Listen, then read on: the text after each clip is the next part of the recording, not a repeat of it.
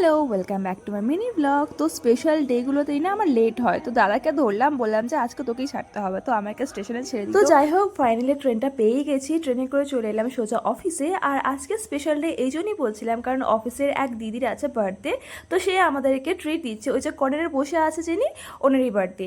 তো যেহেতু দুপুরের টাইমে আমরা বেরিয়েছি, তো সবাই মিলে প্ল্যান করা হলো বাইরে কোথাও একটা লাঞ্চ করে আসা হোক। তো আহারে বাঙালি বলে একটা রেস্টুরেন্টের খবর পেয়েছে উনি, তো সেখানে আমরা সবাই গেলাম। অ্যান্ড এখানে ছোটোখাটোর মধ্যে খুব সুন্দর জায়গা, খুব ভালো অ্যাম্বিয়েন্স। আর আমরা যে টাইমটা গেছিলাম সেই টাইমে পুরোই ফাঁকা ছিল, তো আমরা প্রায় কবজাই করে নিয়েছিলাম, প্রচুর ফটোগ্রাফি করেছে এখানে।